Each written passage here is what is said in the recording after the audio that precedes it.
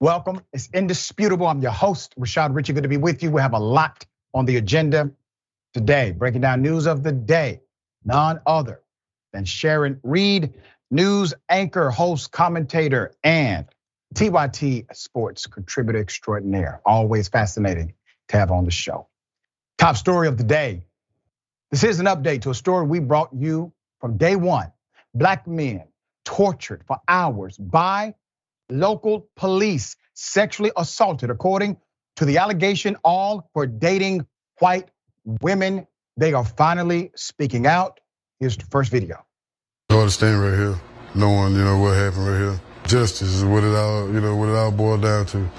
I'm just like them, whether they in uniform or not. For 6 months, Eddie Parker has been living in a house of horrors where he says he was brutally beaten by deputies sworn to protect this rural Mississippi community. I crawled here to this spot, and they started beating me here and tasing me. As you can see, blood spots and all.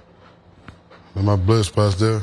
On January 24th, Parker and his friend Michael Jenkins say that 6 white Rankin County deputies entered the home and tortured them for nearly 2 hours. A heavily redacted incident report says deputies were investigating, quote, reports of narcotic activity at the house. They said they saw a gun, though there was no proof either man had a weapon. In a federal civil rights lawsuit, the men alleged deputies entered without a warrant, handcuffed them, and subjected them to nearly 2 hours of torture and racist abuse. Jenkins was shot in the mouth during the incident, and Mary Jenkins, Michael's mother, says her son will never be the same. I prayed with him, and I asked Michael, I said, if there's any life in you, Michael, if there's anything in you, please squeeze my hand, please let me know you're still in this body. And he did. Jenkins' injuries make it difficult for him to speak. It hurt. I'm embarrassed. Has anyone from the department ever reached out to you and apologized? Have they ever asked for anything at all? No. The 2 men are suing a half a dozen Rankin County Sheriff's deputies, 3 named and 3 only identified as John Does. Rankin County Sheriff Brian Bailey was also named in the suit, and he said earlier this month deputies involved in the incident were no longer with the department, although he did not confirm the number of deputies or their names. Not only did the sheriff not confirm who these criminals are, we now have updated information that says an off-duty cop, possibly more than one, was also inside of that home. Not only that, the off-duty officer was not even in the jurisdiction of the sheriff's department, but with the city police, according to the updated report. Here's more. A Richland Police Department officer resigned after he was implicated in the incident while off duty. Have you guys ever seen a case like this before? I have never, nor has any of the experienced attorneys that I work with have ever encountered such a malicious and sadistic and egregious case. In the lawsuit, Jenkins and Parker say deputies handcuffed, kicked, waterboarded, and repeatedly tased them. It also claims they were sexually assaulted and that a deputy placed a gun in Jenkins' mouth and pulled the trigger. It goes on to allege the deputies turned off their body cameras during the incident. They go into the home with no warrant. According to the allegations, they are saying things like, you all date white women, right?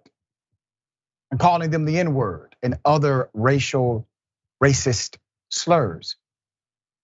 They were tortured, sexually assaulted. And then one man was shot in the face, the mouth. There's more. They came in asking both men, were they dating white women? And throughout the course of the torture session, they constantly, all of them were using the word nigger, constantly calling them nigger, and at times monkeys. The attorneys say had their clients not survived, this case may have been more difficult to bring to light. Whatever they wrote in their official report would be the official word. Rankin County, they are used to the word of law enforcement being the final word. They all need to be in jail. The one that actually did, and the one that stood by and watched. You just as bad as the other ones. Damn right. Damn right. Remember when we first brought you this story, the sheriff stood by the deputies. And the story was so extreme that many questioned the authenticity of the victims. Please understand, not only is the story legitimate, the individuals who were involved, the criminal cops, are no longer at the department and still being hidden today. Where's the federal investigation? Where's the national press conference? You know, there was a time when DC got involved in local matters like this. It was to help black girls and black boys to walk into a school without having to be beaten, water hosed, and bitten by canines. There's a reverse element happening in the United States of America. These men were physically accosted,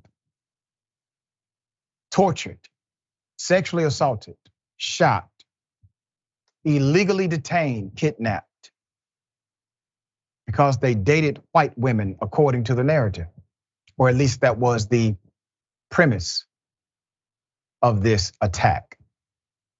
And not one national press conference from the White House about this. Not one piece of legislation being presented with bold impact from our current president saying we need the Policing Accountability Act, passed the George Floyd Policing and Accountability Act now. Nothing. Put up the picture full mass. This was from our original reporting of this. We had the picture, obviously, of one of the individuals who was shot by the police. Michael Jenkins and Eddie Parker, they say that 6 white law enforcement officers in Braxton, Mississippi, entered their home, tortured them for damn near 2 hours. And Mr. Jenkins, well, they decided just to shoot him in the mouth. He did survive. This is where we are. Now remember, you have Tim Scott, United States Senator, running for president of the United States, saying America is not a racist country. Where did you get that idea from? I want to talk about the hope and the positive and the fluffy stuff. Unfortunately, Senator, with men like you around, we will never acknowledge the problem that exists. And without acknowledgement, there can be no transformation. So while you, sir, get to basically live a life free from the massive entanglement of racism that is visited upon black people, brown people, and historically marginalized people on a daily basis, you get to live that life. They do not. There's so much more I could say about this story and the continuing narrative. Like, where's the charges from the FBI now, today? Where are they? They have a district there. They have an active FBI district. Where's Garland? Where's that press conference? Where's the announcing of the investigation? Where's the Civil Rights Division of the DOJ? Sharon, obviously, horrific. What are your thoughts? And why are these dangerous thug gang members, potentially Klansmen, fugitives? Why are we talking about, Sheriff, that they're no longer with the department? It doesn't even say they were fired. No longer with the department.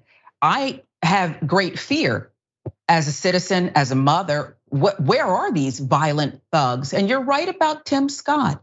He believes his ancestors, Dr. Richey, were allowed to sit on the porch and drink sweet tea. They weren't, okay? They weren't. And the Biden administration, all of it, and the media, okay? This is what we're saying here. None of it's fair because it's outside of their purview, outside of their bubble, because it involves black men. In particular. Obviously, we're going to cover this story, bring you the updates as they come. I guarantee you there are more updates to come.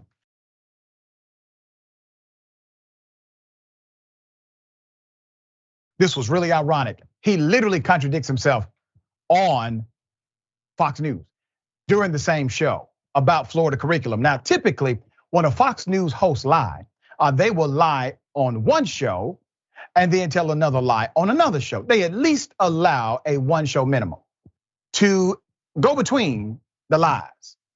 This guy did not even allow a segment. You know him, let's go to him, Jesse Waters.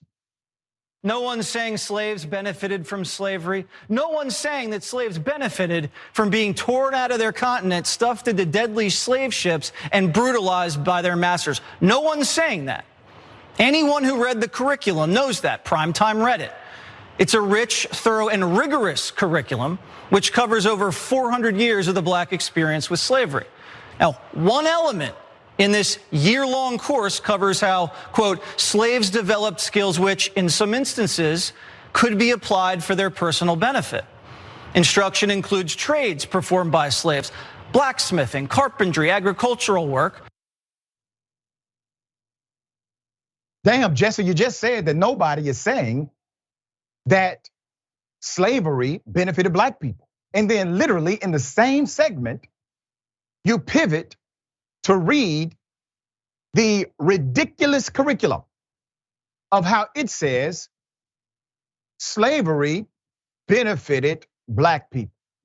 It is amazing to me how individuals who are feckless leaders, parading as if they run something, simply repeating what's on the teleprompter, simply saying what the producer told them to say.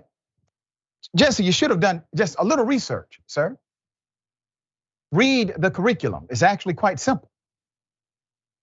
When you started your show and said clearly, no one is saying there's a benefit to slavery.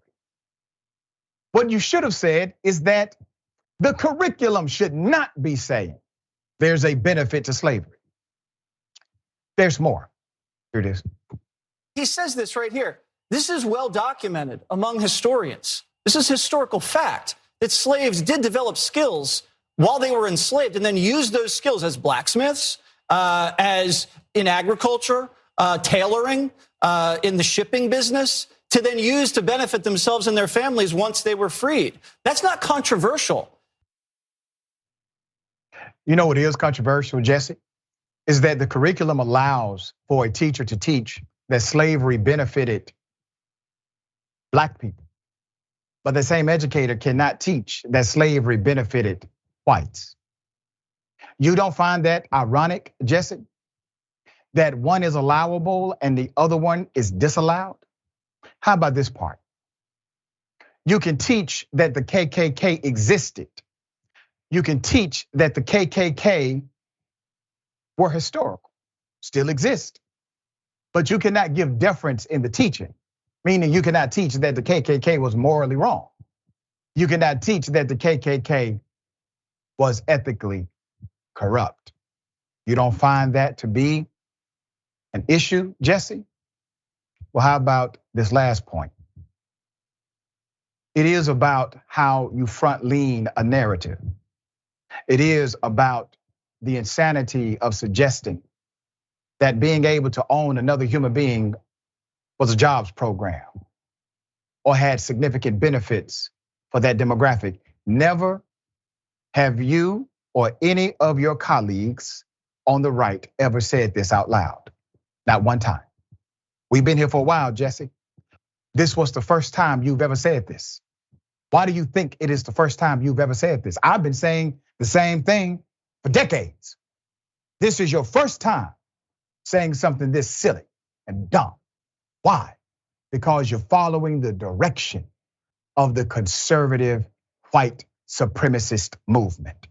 You're following their cues. You know you can't simply be authentic. You cannot be who you probably once were and now de-evolving into. You can't do that now, can you? Because you have hitched your entire wagon to these racist ass SOBs. And you will do their bidding because you have, well, you have no backbone, sir. You actually have said some things in your career that made sense. That day is far removed from you now. The reality is, Jesse, that saying slavery somehow created these massive benefits to Black people is to deny the massive sacrifice. We weren't able to own property or land. We weren't able to sign contracts. So my ancestors were robbed of the work they actually performed. Robbed.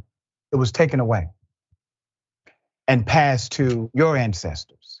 You received my family's generational wealth. You received my family's property. We should have had access just like you, but we did not, because this country was founded on the principle that you could in fact own another human being as long as they were not a white male. So Jesse, before you start down this road, ask yourself this question. What's the benefit of a woman or a child that has been trafficked? Because once you start talking about the benefits of human trafficking, which slavery is, don't just stop there. Go forth with your linear logic, sir.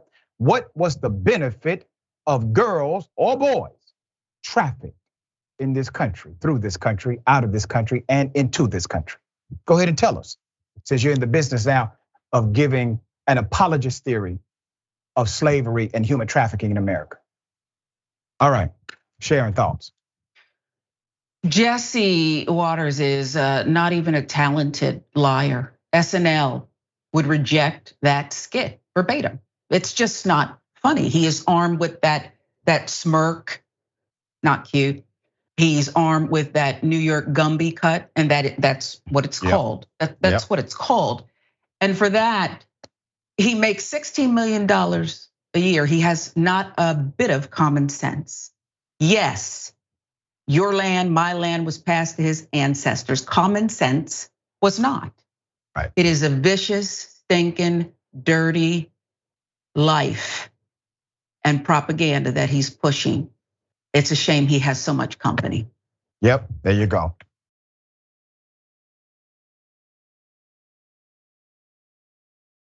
The canine we reported on just a few days ago, who unlawfully was told to attack an unarmed individual. Well, we have an update. Let me remind you of the video. Here it is.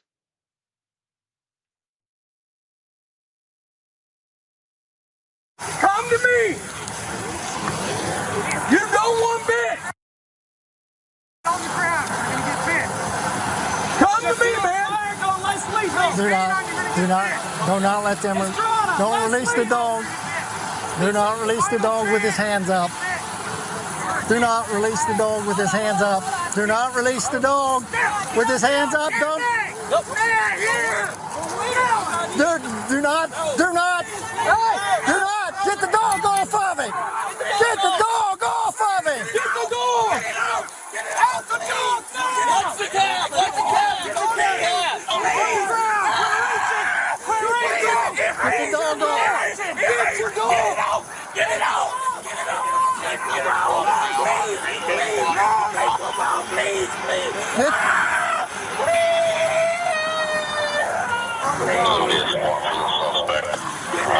Clearing the vehicle now.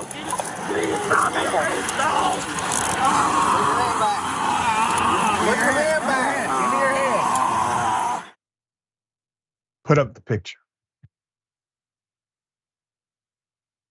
An investigation has now been launched into why a Circleville, Ohio police canine was deployed to attack a semi-truck driver, 23-year-old Jadarius Rose, who was complying with orders. He was on his knees with his hands in the air. You do not have a more defenseless pose than that.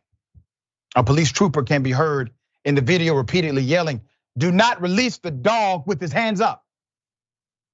The dog, however, was let loose and attacked Mr. Rose, grabbing his arm as he screamed, "Get it off!" Officers rushed to pull the dog off of Mr. Rose. I want to say this about the troopers. There are two jurisdictions involved. The troopers are the ones saying, "Don't release the dog with his hands up." Okay? These other guys are coming because initially there was a call for backup, but they canceled that call. They no longer needed any backup whatsoever. The man was out of the truck. The man was complying. The man was being lawful. No need. They pull up any damn way. Not only do they pull up, they get out of their vehicles. They bring the K9. And the officer who had command, meaning the man yelling, "Don't release the dog with his hands up." The man who had command was directly disobeyed by the other cop. Put it up, full mass. The Circleville PD said the city's use of force review board is now conducting an investigation. The highway police had initially identified the K9 officer as Circleville officer R. Speakman. Circleville officers or officials would not say if Speakman has or will be placed on leave during the investigation. Body cam of Rose's arrest was not released to the public until Friday, July 21st. But the footage had been obtained by local outlet, the Valley Guardian, prior, and showed the K9 initially being held back by Speakman. All right, let's put up the screenshot. Troopers were still yelling, "Get on the ground or you're going to get bit." All right. This July 4th encounter unfolded after Rose allegedly led officers from several law enforcement agencies on a highway chase. It remained unclear Sunday why Rose did not immediately pull over when troopers initially ordered him to. Let me give you background on the incident report. The incident began at about 9:30 a.m. according to the report on July 4th as troopers from the State Highway Police Department's Motor Carrier Enforcement Inspector Unit attempted to pull Rose over on westbound US Route 35 for what they described as an alleged traffic defect violation. Rose's vehicle was missing a mud flap. That's what that was, according to an initial incident report released by the State Highway Police. Rose allegedly refused to pull over and led troopers on a chase through 2 counties. "I activated my marked patrol vehicle light, bar, and siren, but the suspect failed to stop. I drove in the left lane and along the left side of the vehicle in an attempt to get the driver's attention. The driver would not make eye contact and did not acknowledge me," the trooper wrote in the report.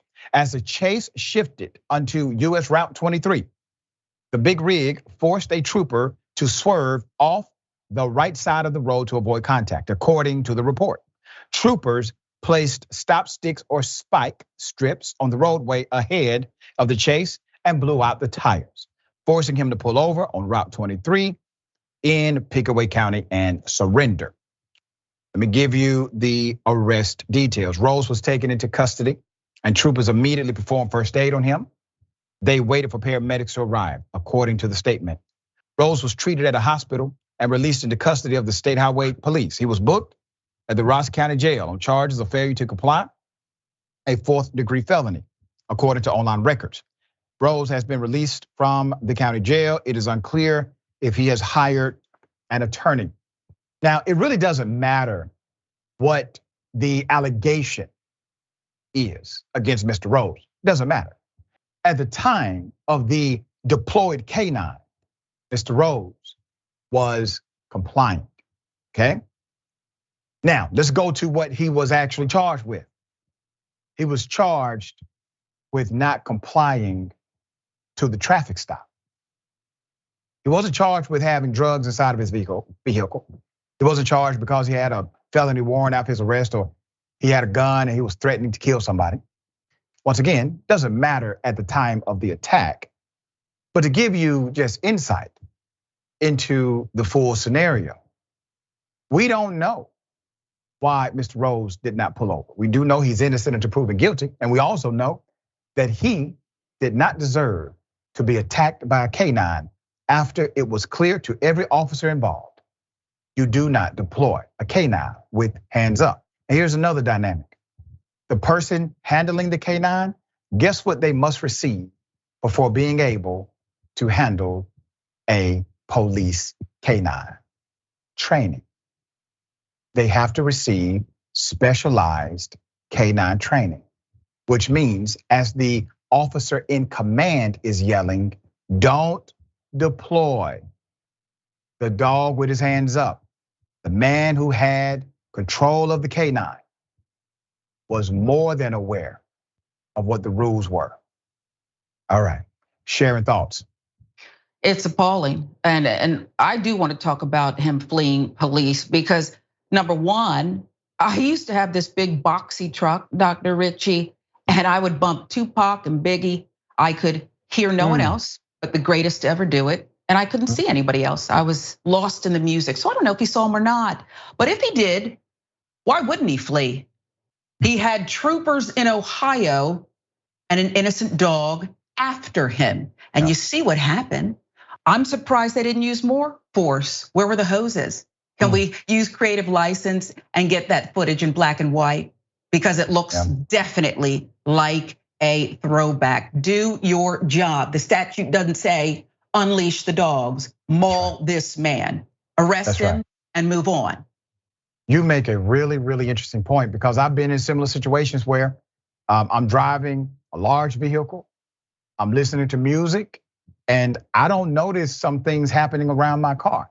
It could be just that simple. He was listening to music. He did not know that anyone was chasing him. And then, because it never went to a high-speed chase. It never moved into a place of being a high-speed chase. Now, what if he does recognize it at a point and realizes, well, damn, he got 20 cops following him. He has no idea why.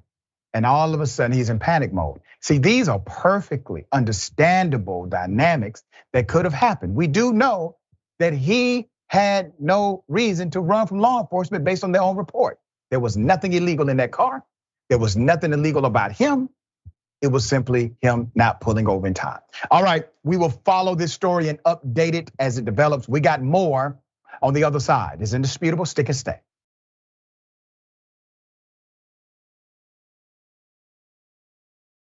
All right, welcome back. Good to be with you. A lot of show left. Let me say thank you to everyone who continues to opine.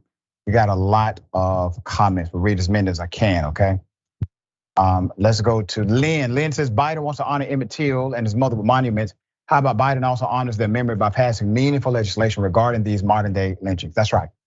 That's right, Lynn. While I understand the importance of legacy by way of points of contact, meaning statues, etc., they should never take place policy, ever. All right. Yep, Red Housewife. He needs a new address. He's being re-traumatized, living in the home where it happened. Scott Smith talking about Fox. That's some job training program. Snack Panther.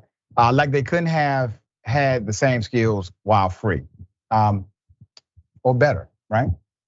Non-human humanist. Thank you for that. Okay. By that logic, Jesse Waters clean my place, run errands for me for free. He could learn skills, how to do an actual job. He is gross. He wouldn't sign up for that, I promise you. Snack_Panther, thank you for that. With these two stories of police misconduct, I ask what you asked Dr. Richey. Where is the FBI or Justice Department? Love the show. You and the lovely Miss Reed. We love you back. Thank you for that. And non-human humanist again. Thank you for being a member, all right? Thank you for informing us and telling the stories how they really are. I've learned a lot since listening to your show, and thank you so much. Well, we thank you. Iron sharp as iron. We're all in this together, all right? Okay, got something for you. Ladies and gentlemen, I wish Karen would. You want to call the police on them for having a barbecue on a Sunday. You're still free! Back off! I'm going to tell them there's an African-American man threatening my life. You're joking, like doing it as a joke. Hold on.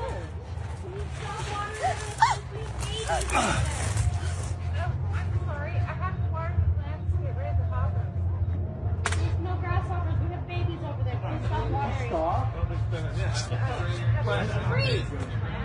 These are our plants, we can worry about them. No, because your comes over. You know, your over our stuff, just don't spray us. We have babies over here. You're a jack.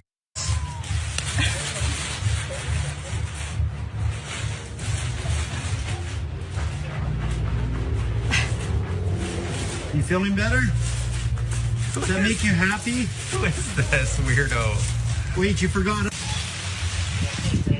What's the problem? Please stop, we have a child over here. We do that every night. You can wait until we're done. Wait, hoppers! There's hoppers everywhere! Hoppers! Oh, yeah. Hey, how rude could a person be? She's rude. Your mother must not be home. Michael, take her home. Anti-barbecue Karen. You know, Karen, that's unwanted physical contact. That's technically a crime. It is interesting that according to the narrative here, she decides to do this because of the poppers. I don't think it's effective, but I gotta hand it to the other family. They handled it quite well, but you should have grabbed a water hose as your first line of defense, not last. All of that jibber jabber back and forth, all that talking, somebody just should have grabbed a water hose too. Two could play this game. I know I'm being petty, but that's exactly what I would have done. All right, Sharon, thoughts?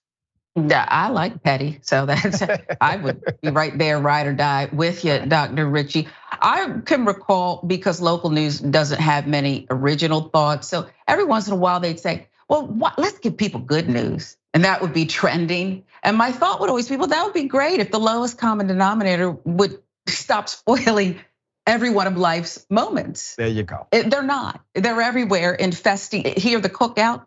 Now you're trying to ruin the cookout, Karen. If you want a burger, just ask for one. Just ask for a burger. That's it. Now you got the babies involved. Didn't have to be this way. And eat it at home. Yeah, there you go. All right. A horrific scene. All right.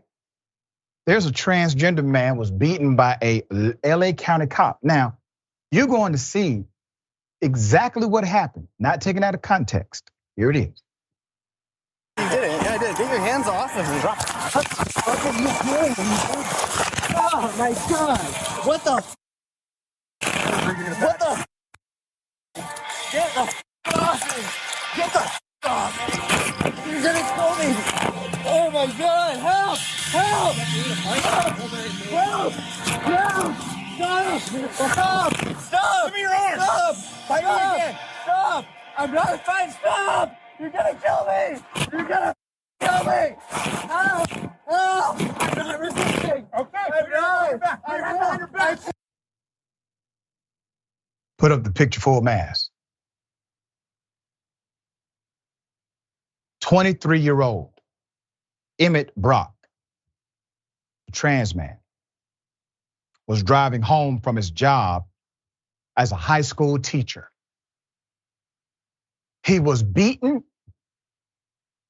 He was arrested because of a coward cop with the Los Angeles County Sheriff's Office. That cop is now under investigation. Put up the screenshot of when Mr. Brock could have died. You see this move right here?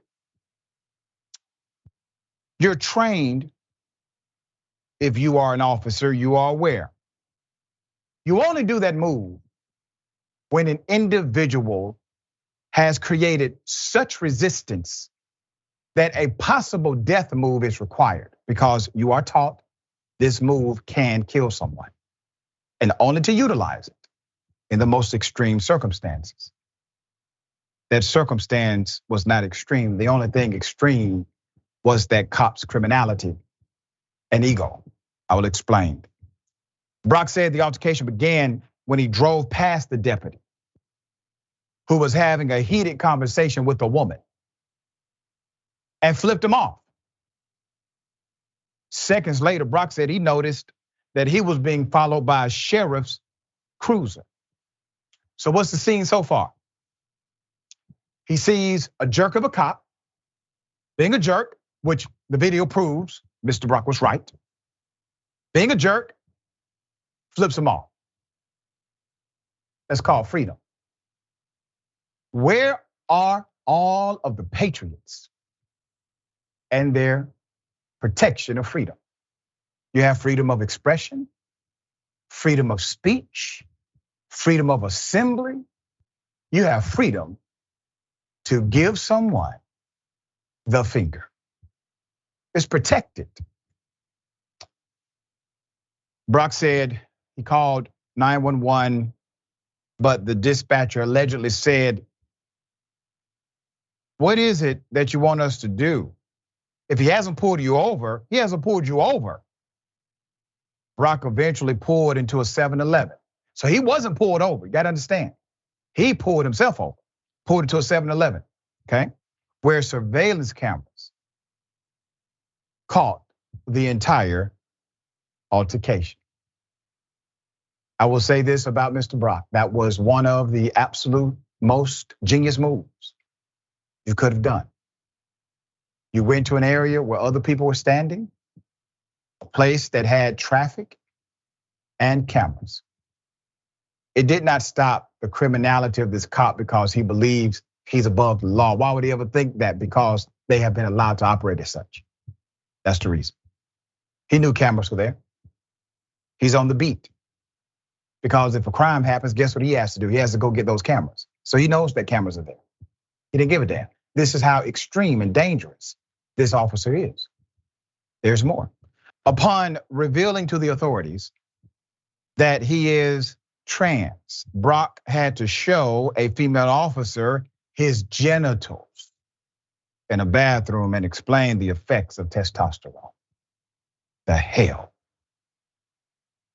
He was placed in a women's holding cell and released that evening when his girlfriend and family posted bail. Authorities informed his school of Brock's charges 4 days later. He was then fired. There is no mandate to report that I could find. There's only one mandate to report, meaning report back to his school. There's only one circumstance where mandate to report is required, and that's if Mr. Brock had been charged with committing either A, sexual act, or B, any type of aggression and violence against a minor. None of those fit here. They decided to add injury to insult. They decided, after all of this, to hurt this person, this one individual, even more. Brock appeared in court for the first time in April. Prosecutors reduced the charges to 2 misdemeanors: resisting and battery on an officer, which I saw neither. The deputy's statement.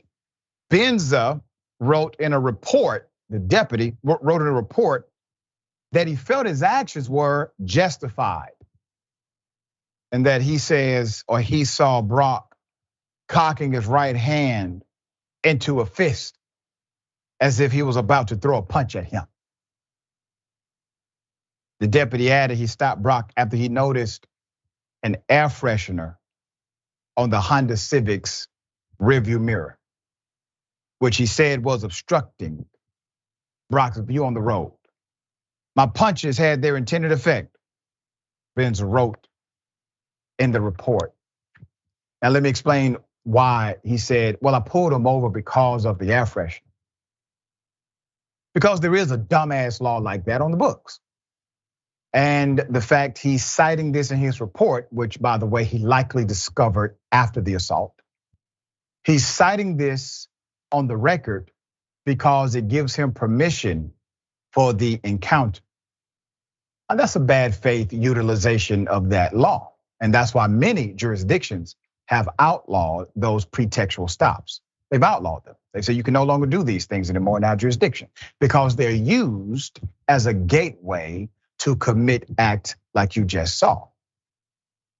Statement from the LA Sheriff's Department. The department is investigating the information and allegations brought forward by Mr. Brock and his attorney. Unfortunately, we cannot comment on any further at this time due to the pending litigation in this matter.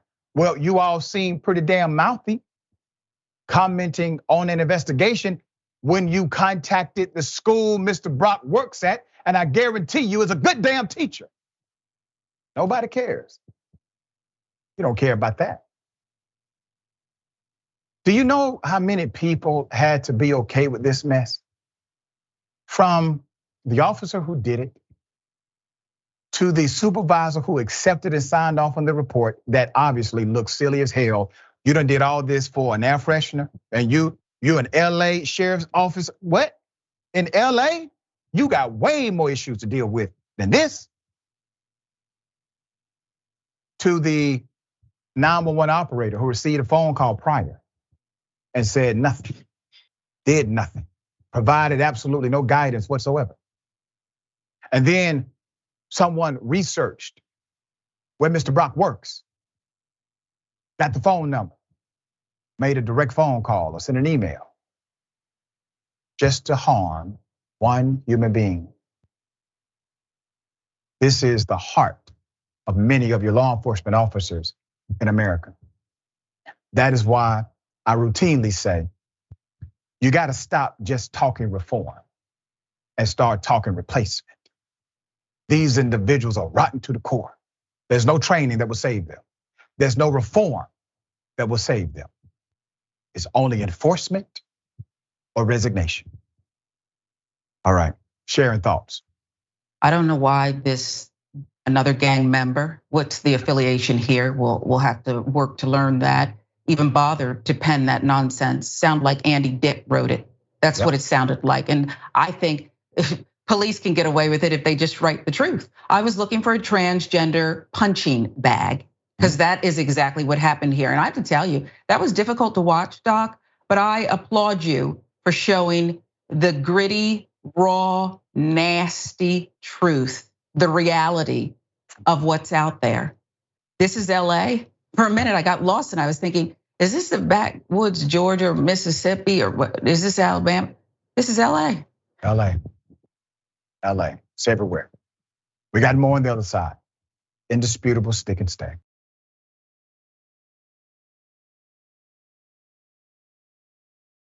All right, welcome back. Let me try to get a couple of these comments. We are pressed for time, all right? We appreciate everybody. NSBD 90 now. Thank you for that. I think Dr. Richey is a person of very good character and goodness. I don't know about that, but I do try. Hell of a story. Pastor, Reverend, arrested for killing an 8-year-old child. Put up the picture full mask. You won't believe this story, but it is believable because it happened. 1975, the disappearance and killing of the young Gretchen Harrington. This happened in Pennsylvania. This has haunted the community for decades. Now the former leader at the girls' church, David Zanstra, has been charged with criminal homicide, kidnapping of a minor, possessing an instrument of crime, and murder of the first, second, and third degrees.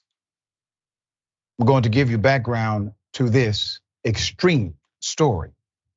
On Monday, the district attorney's office in Delaware County, west of Philadelphia, announced it had filed charges against the 83-year-old. He was in Marietta, Georgia. He was a minister at a church in the 1970s. Zanstra was taken into custody in Georgia on July 17th and is being held in the Cobb County Sheriff's Office, where he has been denied bail. Let's talk about the history of what happened. On the morning of August 15th, 1975, Gretchen Harrington, 8 years of age, left her home in Broomall, Pennsylvania, for summer Bible school. The Trinity Chapel Christian Reformed Church was less than half a mile down the road, but Gretchen never made it. Skeletal remains found nearby in Ridley Creek State Park on October 14, 1975, were later identified as Gretchen's. The cause of her death, which was ruled a homicide, was found to be injuries to her head. But for decades, no one knew who killed her. Jack Stahlsteimer, the Delaware County DA, let's put him up. He said in a news conference on Monday that Reverend Zanstra was fighting extradition to Pennsylvania and that his office was seeking a governor's warrant to bring the individual to Delaware County. We're going to try him, we're going to convict him, and he's going to die in jail, the DA said. And then he's going to have to find out what the God he professes to believe in holds for those who are this evil to our children. I like that, DA. I don't give a damn what his party affiliation is. I like that statement. I like how direct it was. And I like how you're calling things now and would do them when he gets to Delaware. The website of the Christian Reformed Church lists Mr. Zanstra as a retired minister that says he was ordained September 20th, 1965. Okay, 1965. In addition to the Trinity Chapel Christian Reformed Church, Mr. Zanstra also served at churches in New Jersey. He served in California, and he served in Texas between the years 1965 and 2005. The Delaware County District Attorney's Office said it had collected from Zanstra a DNA sample that would be compared to the DNA collected in other open cases in Pennsylvania and across the country. We are concerned that there may be more victims who might have been sexually assaulted by this man. We want to hold him accountable for everything he did. I've talked a lot on this show about how monsters will affix themselves to positions of trust in order to, one, gain access without the normative barriers parents would put up, and two, maintain such an image in their reputation that for those who are aware, they would feel as if nobody would believe them. Nobody would believe their word over his. He's an upstanding minister. This man is likely a damn serial killer or serial rapist. Sharon, thoughts? And what is so painful is that the best friend of this monster, potentially monster's child, knew it. Yep. And wrote something in her diary all those years ago. Right. I grew up in suburban Philadelphia, Dr. Richey, and I too went to Bible study. They've got to figure out everywhere he's been and everyone he potentially touched. That's right. You have to understand, this man was a minister prior. This man was void of anything that seemed righteous. It was all a con. Every bit of it was a con. Decades. We'll bring you updates as they come.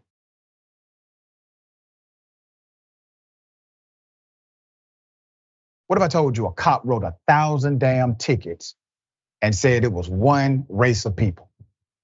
And then I said all the tickets he wrote were fake. That's exactly what happened. Put it up. Who in the hell has the time to write 1,000 fake tickets? A Connecticut state trooper, that's who. Chris Melanson has been taken off the job indefinitely following an investigation which uncovered he had submitted 1,000 false tickets listing many as Native American, but they were not. Maybe they didn't get the information to input it correctly. Maybe a lot of mistakes were made. And I also have a feeling some of the people there are doing this purposefully. And they are going to be held accountable. Somebody was yesterday, said the governor, Ned Lamont. Now, we've actually touched on this, it was a while ago. The fake ticket scheme, okay? It's allowable because of how their systems are coordinated or lack thereof. Makes it seem like a cop is doing his job. There's more. This suspension, let's put it up, comes after an audit found that hundreds of Connecticut officers, hundreds, falsified tens of thousands of tickets. Some troopers may be facing criminal charges, jeopardizing their pensions and other careers in law enforcement. The audit found troopers falsified, get this, nearly 26,000 traffic tickets, and more than 32,000 were completely inaccurate. Ken Barone with the Public Policy Institute at UConn pushed for the audit after an internal investigation found 4 troopers had falsified tickets. There's no evidence these are real people. This has raised concerns about skewing racial profiling data. Now, why is this important? Because those tickets find themselves into a database. That database says, but look at all of these people of color just doing all of these illegal things on the street. It creates a false narrative because of the false tickets. It also creates a false suggestion that these individuals are working when they are not. There's more. It's also very clear at this point that federal authorities are looking into this as well. Maybe they're looking into this as criminally prosecuting somebody, not just the troopers who did it, but the supervisors who allowed this to happen or perhaps encouraged it, said Mike Lawler, who is a criminal justice expert. And I will say this for the record, when we first did the story, it was clear that out of the few deputies who had been caught, basically, this was a systematic dynamic because of all of the variables involved, from the supervisor to how you enter the information in, to the fact that nobody gave a damn to check later if the people were actually real people. Those designs are there intentionally. They knew about it. As a matter of fact, they utilized it in order to continue to operate in this way. It was a cultural dynamic.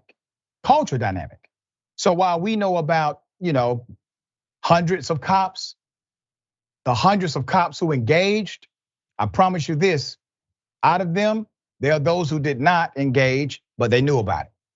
They knew about it. And this is what happens when law enforcement officers simply act as if they're all part of a gang rather than part of a governmental agency paid for by the taxpayer.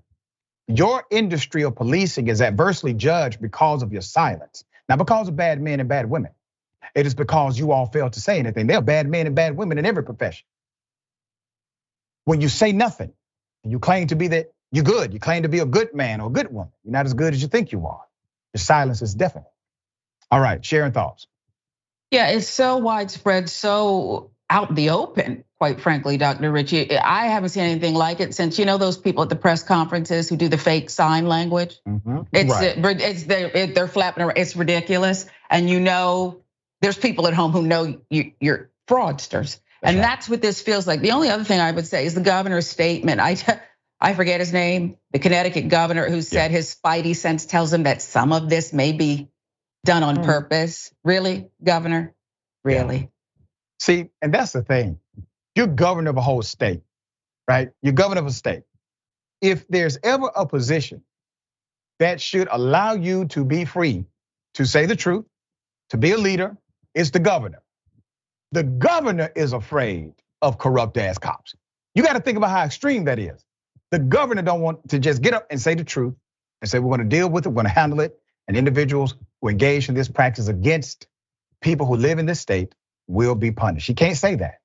He has to make it seem as if Well, maybe they just made mistakes here and there. All right, we got more on the other side. It's indisputable stick and stay.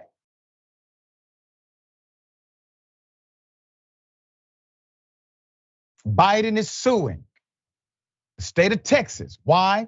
Because they broke the damn law. That's why. Let's get to it. The Biden administration has now filed a federal lawsuit against the state of Texas. All right, they filed this lawsuit against the state of Texas over the floating barriers that state officials have deployed in the middle of Rio Grande, seeking to force the state to remove the buoys. We talked about this when it happened, that federal officials argue have endangered migrants and Border Patrol agents alike. Now, remember when I brought you this story? The reason we know about it is because a whistleblower who works there sent emails and said, listen, these are children of God too, just like me. And they don't deserve to be treated this way. A lawsuit has come from the illegal action of this Texas governor. The Justice Department's 9-page lawsuit filed in the federal district court in Austin said Texas officials were required to request and obtain permission from the federal government before assembling the barriers, which were put in place earlier this month.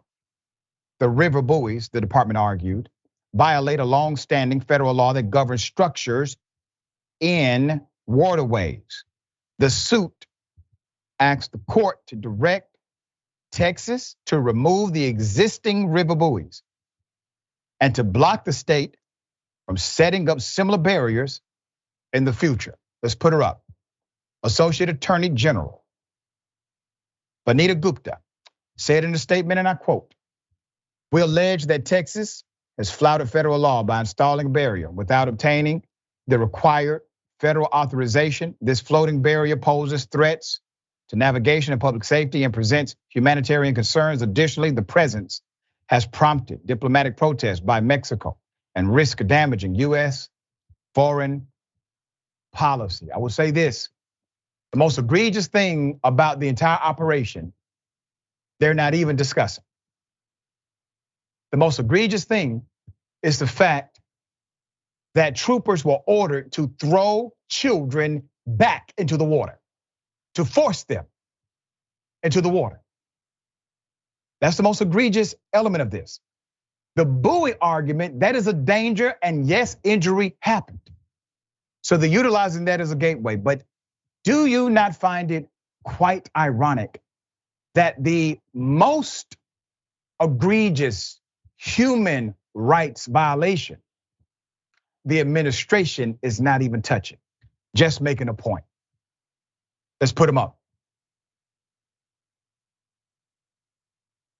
He's trying desperately to be the devil himself. Currently, Governor DeSantis holds the title. The Biden administration last week said Texas could avoid a lawsuit if they simply agreed to remove the buoys, which obviously they are in violation of law. So what did Governor Greg Abbott do? Well, he said, quote, "See you in court, Mr. President."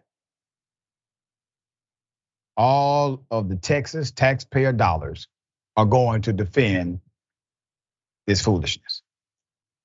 The floating barriers are part of a larger multi-billion-dollar initiative authorized by that man, Abbott. It is known as Operation Lone Star, that has raised humanitarian and legal concerns related to the treatment of migrants.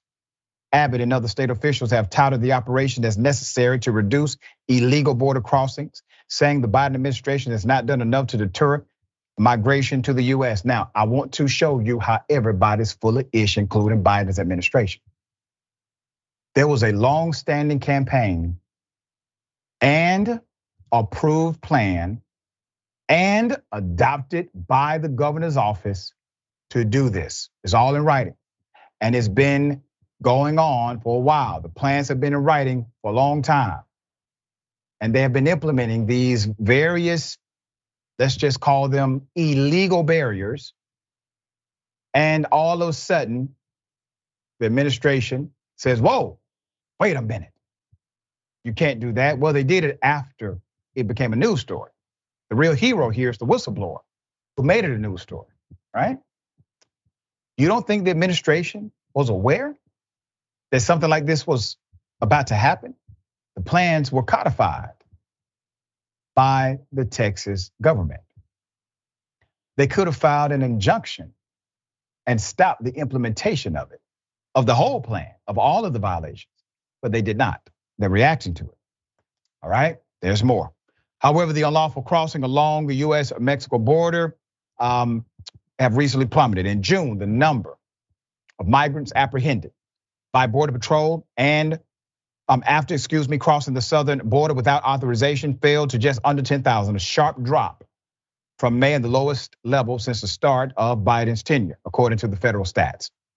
The decrease in unlawful crossings came after the Biden administration enacted stricter asylum rules for those who entered the country legally and expanded efforts to direct migrants to programs that allowed them to come to the US legally. There is a fix. There's a remedy here that does not involve violating the very humanity of those who are coming. Let's get out of this framework of illegal. There is no human being illegal anywhere. And the number one violators of borders are right here in America. There is no other demographic who has violated the sovereign borders of a nation more so than American policy. But let's highlight the reality of destabilization of economic factors in these other nations, which, by the way, the inequity of our economic realities creates a benefit for Americans here. Cheap labor in another country provides a cheaper product to the American consumer. Over 90% of undocumented workers come to America for one reason: work. Work. And the same federal law that says it is illegal to work undocumented, that subsection of that federal law says it's illegal to hire them. They don't want to go after the companies because the companies got influence and money and they contribute to their campaigns. So they come after people of color who are poor, looking for opportunity. And then they want us to fight in our communities because they provided the framework for the battle. But we're smarter than that. We know who the true enemy is. It's adverse policies, not people. All right, Sharon, thoughts? I am disgusted by the Biden administration here. And remember, they were late to the party when members of the Border Patrol were on horseback, Dr. Richey, chasing Haitian migrants as well. A pregnant woman had to be cut from the razor wire. And the Justice Department says, if you just take your time to remove this, we won't sue you. In about an hour, Greg Abbott is going to be eating a nice, thick, juicy steak and potato. He is unbothered by this. Yep, because he know they're not going to do ish. That's why. That's right. At all. Biden just gave this man a big opportunity to raise money. Amen. That's all that just happened.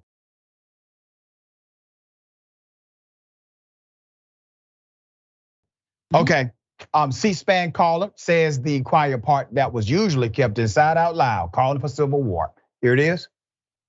You can take a gun, shoot somebody in the face. It's not hard. Sometimes it might even be fun if they're a godless commie. Now, what they're trying to do is sneak the COVID vaccine in your salads. I hate math. Somebody say amen.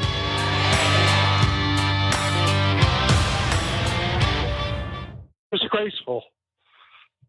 And Bill, in Medfield, Massachusetts, it's Bill on the Republican line. Go ahead, Bill. Yeah. So here's the story. The Democrats had the Supreme Court for 60 or 70 years, and everything went their way, and everything was fine and dandy as long as it was liberalism. Now it's only been, 4 or 5, 6 years that it's Republican, so we're wild and crazy about, oh boy, the ethics are so bad, yet we got the biggest crook in the history of the United States who took $20+ million. He showered with his daughter. He raped a girl, Tara Reid. And we're talking about the Supreme Court. Hey, let's get this Civil War going. Democrats suck. Bye-bye. Well, 40% of Americans, according to one poll, they believe a civil war is likely within the next 10 years. Put it up.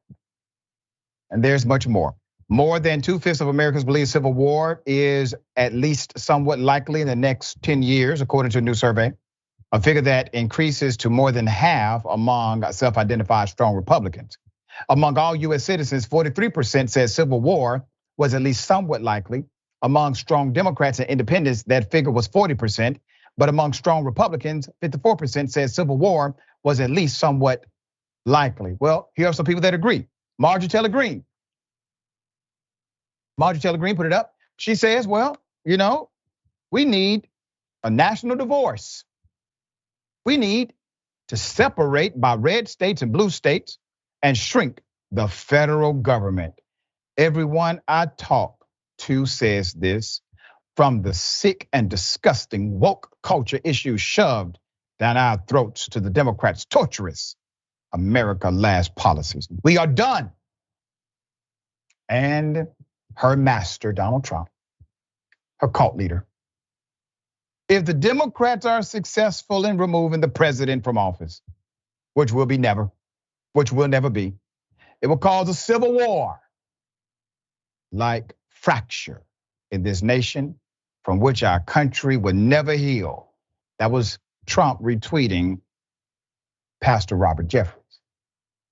And there's much more. Please understand, these folks are not playing. What happened on the Capitol was a terrorist attack, but it was also a battle, in a sense, against the United States government. Keep in mind, not one police officer who worked for the federal government shot a weapon during that time. The one that did, well, you see what happened to him. But all of those individuals inside of that Capitol making cops run from them. You seen the video. If that mob attacks again, which by the way, many of those cops who were there said it's likely, they think it may happen again. Do you think the federal government is ready? Because it sounds like, according to Trump and others, they're not going to stop until they get their war. All right, Sharon, thoughts? Yeah, it's happening. It's happening right now, Doc. But I want to go back to the C-SPAN caller. I believe you identified, or they did, as Bill. Mm-hmm. There are these voice changing apps that are so good. Yeah. That was not, I believe it's one or two people who was on the line there, the cadence, what was said. It's either a guy who frequented the Oval Office for a time, okay? And is probably in less than 24 hours going to be federally indicted again. Or could be an ex-cable news host who enjoyed a good loofah, okay? Paid out record settlements. It sounded like one of the two. You know what was wild is that my money's on the first one. Yeah, me too. Right, all right. Mm-hmm. We got more on the other side. It is indisputable, stick and stay.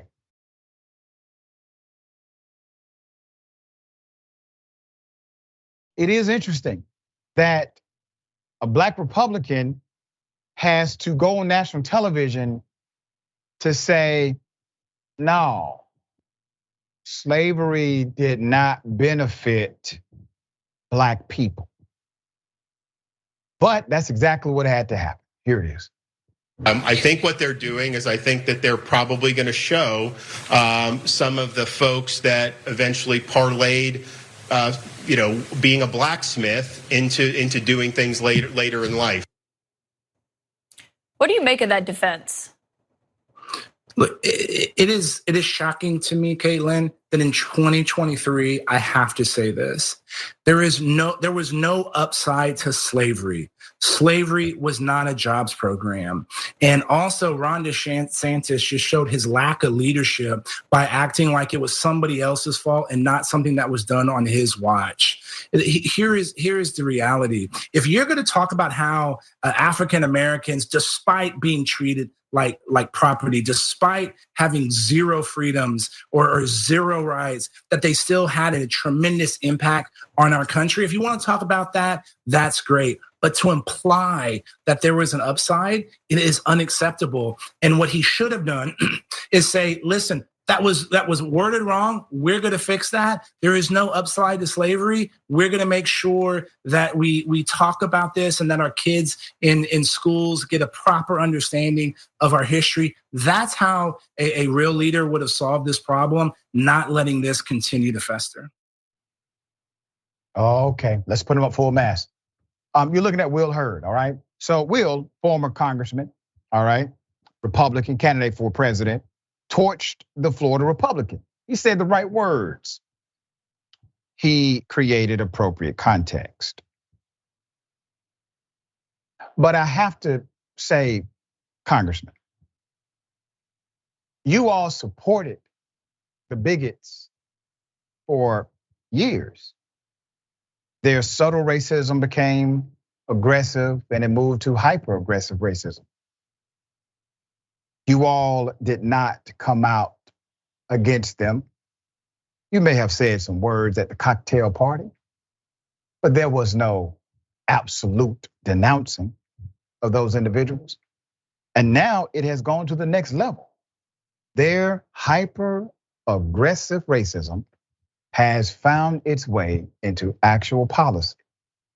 And now Black Republicans are saying, whoa, wait a minute. That is just a lack of leadership.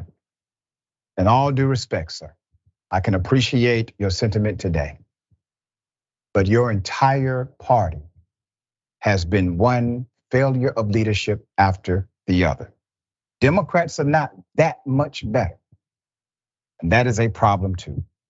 The Florida Board of Education voted on Wednesday to approve a curriculum on Black history that includes teaching that slaves developed skills, which in some instances could be applied for their own personal benefit, and requires teaching acts of violence perpetrated against and by African Americans. It is insane. Vice President Kamala Harris torched the new curriculum also in 2 speeches on consecutive days.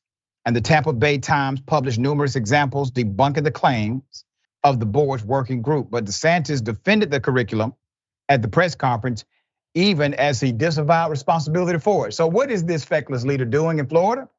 He's saying, well, here's what I think they're trying to do. I think they're trying to make a message to parlay into the reality that some Black people receive some skills, and then he denies that he's responsible for it. It was him that ordered his school board to do this. He appointed them. They are political cronies. You think they do something like this without his absolute mandate? Of course not. It is him. But it gives you an idea of what kind of leader he is and is not when he decides to talk on a microphone and he doesn't even sound believable because he doesn't believe himself, right? But he can't take the political hit. So he orders his cronies to do so. That's the kind of man you're dealing with. All right, Sharon, thoughts. He's got to get home to that pudding. No utensils. Listen, look at the top 2 Republican candidates, Dr. Richey, and they really keep that proclamation by Albert Einstein relevant, okay? He said it. There are 2 things that are infinite, the universe and human stupidity. And I'm not so sure about the universe. That's what he said. DeSantis, he keeps that front and center today. Every time. All right. Always a pleasure having you on the program. Tell people how they can follow you and check out your great work. At Sharon Reed Live across all platforms. I appreciate you, Doc. And check me out on TYT Sports. Loving that gig. We'll have another installment uploaded shortly. Make sure y'all check it out. It's always great content. All right. Okay. Remember, take care of yourself, take care of each other, take care of the planet. Remember, the truth is always indisputable.